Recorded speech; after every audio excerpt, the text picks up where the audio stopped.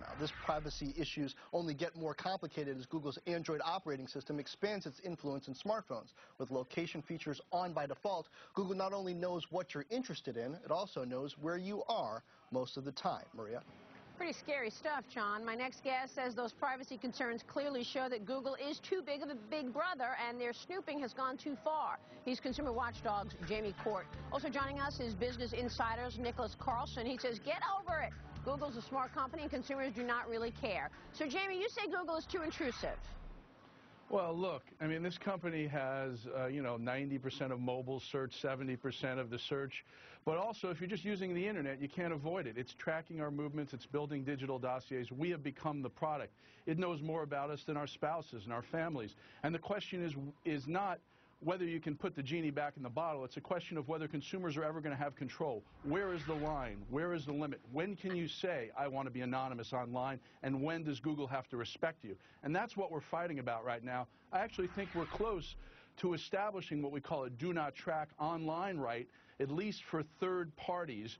And maybe one day it'll extend beyond third parties to first parties like Google. But the idea is this is a real battle royale between an online user's right to use the Internet without being tracked, and a company like Google that makes, it's an advertising company, it makes 98%, 99% of its revenue through advertising, and it wants to know everything about you, and someone's got to say no at some point. And somebody's got to have that information. I mean, Nicholas, when we did the documentary on Google a couple of years ago, Schmidt told me that they do save the searches. They do save your information for at least 2 years. And then after 2 years, they anonymize it, whatever that means. But the bottom line is you're putting your most secret, your most personal things in that space, in that Google space, to search for things, sicknesses, divorce, whatever, personal things, and they're saving it for 2 years. So where does this information go? I mean, come on, who doesn't care about privacy? How could you say that? Maria, let's be clear with something about my fellow guests. We're talking about someone whose organization is literally paid to talk about Google in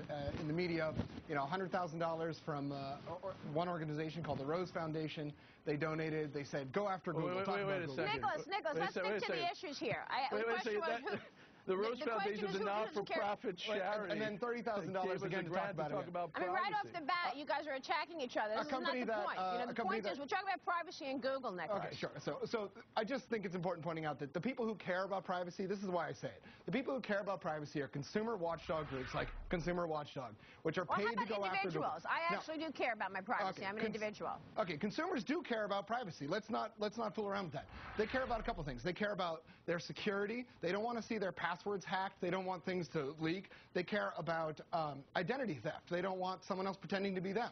And they care about kids' safety. What they don't care about is companies building profiles about them online. If people cared about profiles being built about them online, 900 million of them wouldn't join Facebook. You know, they wouldn't use those fidelity cards that you get in supermarkets or credit cards or banks, which all know everything about you and where you spend your money and where you live and how much you're spending. We're talking about banks, you know, and these are corporations that have all this data about you.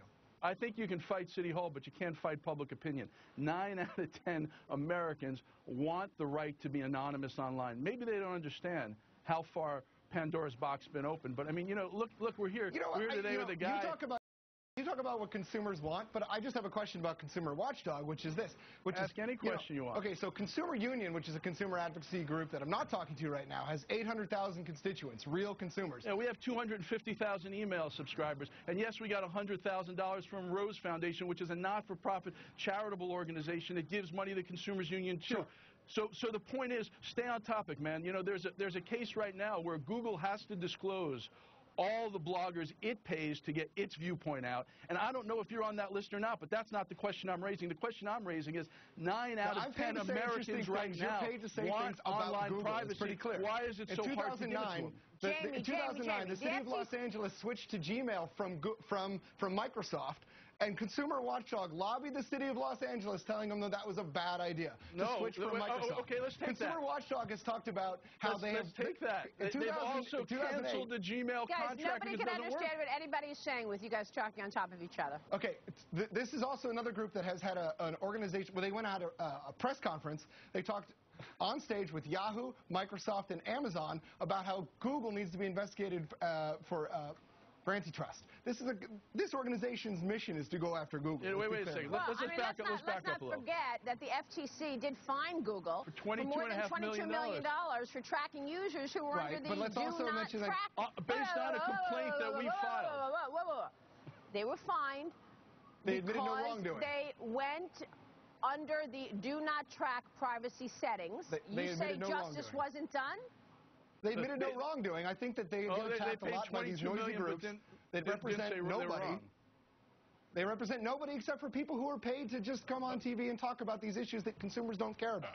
Let's put aside, you know what? Let's put aside who's getting paid what, which is a conversation worth having. Sure. But the conversation we're having right now, privacy issues surrounding Google and what can be done about it. So, Nicholas, bottom line, this privacy issue, is it going to hurt the company here? Is it hurting people? Tell me your view on this. No, we're talking about privacy and all the information Google has about us and what they're doing with it. Why must they hold on to that information for 2 years? Why hold on to it for 2 years? Why all your searches are in their database for 2 years and then they say they anonymize it? Let's be clear about what we're talking about with do not tracking. We're talking about what happens is when I go onto Domino's.com and I order a pizza, and then so Domino's cookies me and says, okay, I know who Nicholas Carlson is, and then around lunchtime the next day when he's clicking around BusinessInsider.com, I'm going to show him an ad that says, this guy wants to go to Domino's.com again. He's hungry. It's lunchtime. We're going to show him an ad. That's what Google's doing. It's not sinister.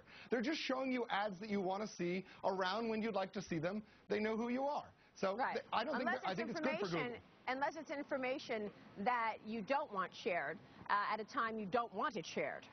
Hey, look, this is about whether people have the right to control their privacy. And he can attack my organization. I'm telling you, if you go online at ConsumerWatchdog.org, we've saved $62 billion for people with auto insurance in California. We've been around for 20 years, and we're fighting this online privacy fight against the whole Silicon Valley because the fact is people should have this control in their own hands, and there's nothing the matter with wanting to be anonymous and use the Internet, too. No, well, not in America. Good to have you on the program, gentlemen. Thank you so much.